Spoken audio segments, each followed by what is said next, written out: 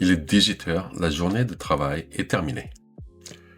En France, vous prenez votre veste, vous dites bonne soirée et vous partez, vous rentrez chez vous ou vous sortez. En Corée, votre patron passe la tête par la porte et dit « 오늘 회식이에요 ». Ce soir, c'est 회식. Et là, votre soirée vient de changer complètement, sans que vous ayez eu voix au chapitre. Bienvenue dans la culture de la 회식, le repas d'équipe, la tradition coréenne qui vous garde bien après la fin officielle de votre journée de travail. Et si vous n'êtes pas encore abonné, un clic avant qu'on commence et vous ne raterez pas mes vidéos sur la Corée. Alors, comment est-ce qu'une 회식 se déroule concrètement? Il y a généralement plusieurs étapes. En coréen, on les appelle les cha. Le premier endroit, c'est la ilcha. Le deuxième, c'est la icha. Et parfois, si la soirée est vraiment longue, la samcha, sacha. La ilcha, c'est presque toujours un resto de porc et de soju. On commande ensemble, on mange ensemble et on boit ensemble. Et c'est là qu'une règle coréenne très importante entre en jeu. En Corée, on ne remplit pas son propre verre. C'est les autres qui le font pour vous et vous faites de même pour eux. C'est un geste de soin, d'attention et pendant la musique, ça devient presque un sport collectif de s'assurer que personne n'a le verre vide. La icha, c'est souvent un bar ou un noraebang. Noraebang, c'est un karaoké privé. Les langues se délient, les hiérarchies s'assouplissent légèrement, le chef qui était distant toute la journée devient soudainement presque accessible. C'est le but. Et la samcha, si elle existe, c'est souvent vers minuit, dans un autre bar, souvent un pojangmacha, avec les plus résistants de l'équipe. Et moi, je vais vous avouer quelque chose. Quand j'avais un gros projet avec une deadline serrée et qu'il y avait une 회식, je buvais vite. Je m'assurais que tout le monde autour de moi avait le verre plein et quand tout le monde était bien installé, je pouvais partir discrètement pour retourner au bureau finir mon travail. Oui, parfois avec l'influence de l'alcool. Mais le secret de la 회식, et je vous le donne gratuitement, c'est de ne jamais boire le ventre vide. Mangez d'abord. Et l'alcool a beaucoup moins d'effet. Et j'ai un ami qui travaillait dans une take-up, une grande entreprise coréenne comme Samsung, LG ou Hyundai, dans les années 2000. À cette époque, prendre son congé annuel, ça se voyait mal. Les collègues remarquaient, le chef remarquait, ça t'envoyait un signal. Je ne suis pas investi, je pense à moi avant l'équipe. Prendre ses congés légaux était presque un acte de rébellion. Alors mon ami, qui n'est pas du tout un grand buveur, avait trouvé sa stratégie. Lors des 회식, il buvait beaucoup, mais vraiment beaucoup, au point de montrer à tout le monde qu'il allait être très malade. Le lendemain, il appelait pour dire qu'il était malade et il prenait sa journée de congé. Et tout le monde disait « Ah oui, vous avez l'air d'être super malade ». C'est drôle et c'est triste en même temps. Un homme qui devait simuler une intoxication alcoolique pour pouvoir utiliser des congés qui lui appartenaient légalement. La Corée a beaucoup changé depuis, mais cette histoire dit tout sur qu'était la culture de travail coréenne il y a 20 ans. Parlons de l'alcool, parce qu'il y a eu une évolution fascinante là-dessus.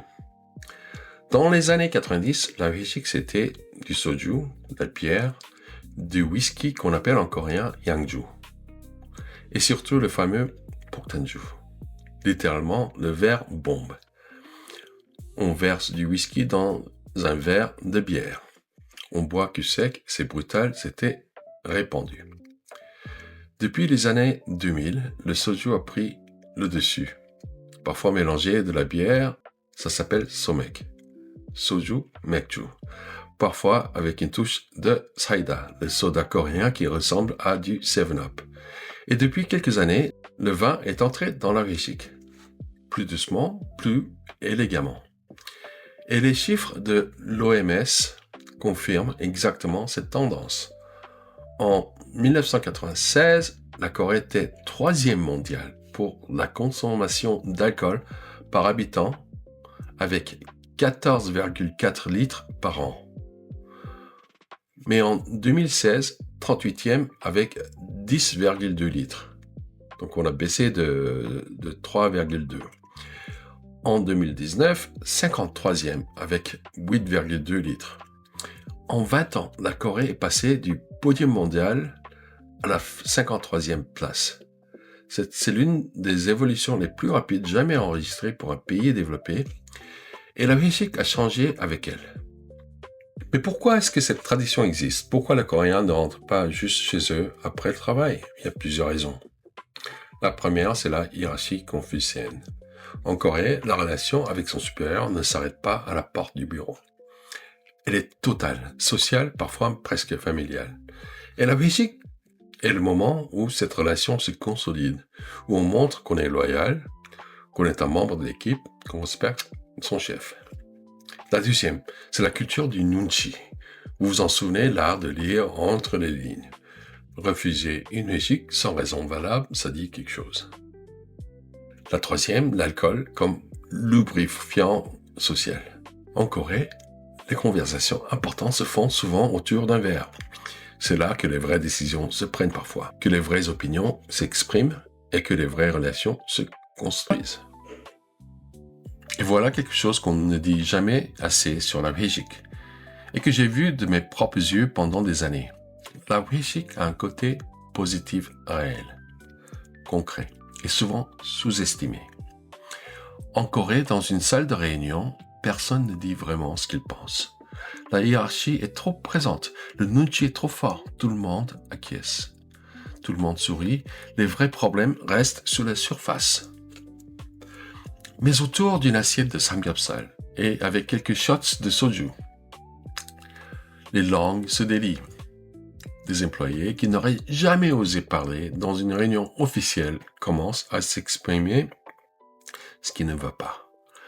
Des tensions qui couvaient depuis des semaines sortent enfin. Des idées qu'on n'aurait jamais osé proposer formellement arrivent naturellement dans la conversation. Et l'alcool joue un rôle très particulier dans tout ça. Il donne une excuse. Je l'ai dit parce que j'avais bu. Et de temps en temps, c'est parfois intentionnel. Que la personne a planifié de dire ce qu'elle avait à dire. Et que l'alcool lui donne juste la couverture sociale pour le faire. C'est une danse, tout le monde joue le jeu et ça fonctionne. Et il y a autre chose. Quand quelqu'un vous dit « allons dîner ensemble » en Corée, ça ne veut pas vraiment dire « j'ai faim », ça veut dire « j'ai quelque chose à vous dire » en buvant de l'alcool. Quelque chose d'important, quelque chose qu'on ne peut pas se dire dans un bureau. Le dîner et ce qui vient avec, c'est le prétexte, la vraie conversation, c'est ailleurs. Avec du soju, bien sûr. J'ai vu ça des dizaines de fois dans ma vie professionnelle, la Belgique comme espace de vérité imparfait, bruyant, parfois excessif, mais réel. La question, ce n'est pas vraiment de savoir si la Belgique est bonne ou mauvaise, c'est de savoir si elle arrive trop souvent pour votre foi.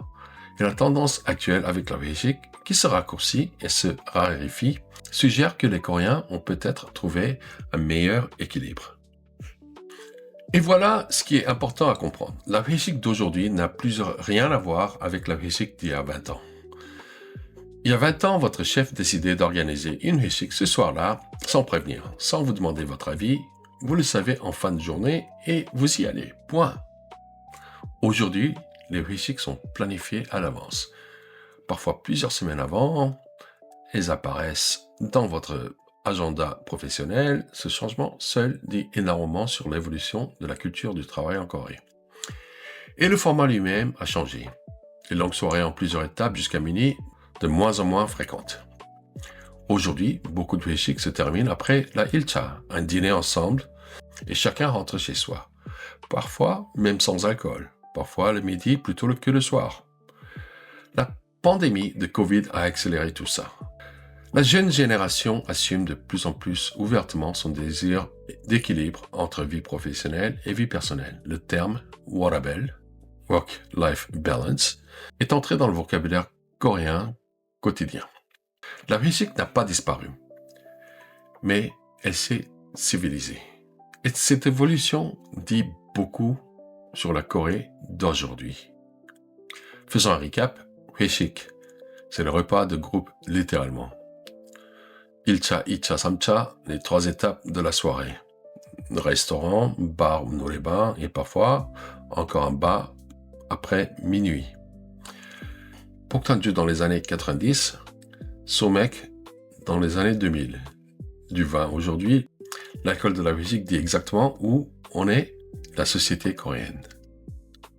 Les chiffres de l'OMS ne mentent pas, la Corée est passée du 3e rang mondial en 96 au 53e en 2019 et la Belgique, malgré tout ce qu'on peut en dire, a aussi un côté positif à elle. Elle est l'espace où les vraies conversations se font, où les vraies tensions se libèrent, où les vraies relations se construisent. Imparfaitement, bruyamment, mais vraiment. La Belgique évolue, elle se planifie, elle se civilise, elle se raccourcit, mais elle reste, parce qu'elle porte quelque chose de profondément coréen. Ce besoin de créer du lien, de sortir du cadre professionnel, de se voir vraiment. Dites-moi en commentaire, est-ce que vous avez déjà vu des scènes de Belgique dans des dramas coréens? Et est-ce que vous pensez que ce genre de tradition pourrait exister en France? Je suis vraiment curieux de votre avis. Si cette vidéo vous a plu, un like et un abonnement, ça ne prend que 2 secondes, mais ça m'aide énormément à faire grandir la chaîne et à partager le coréen avec encore plus de monde. À bientôt. Choice.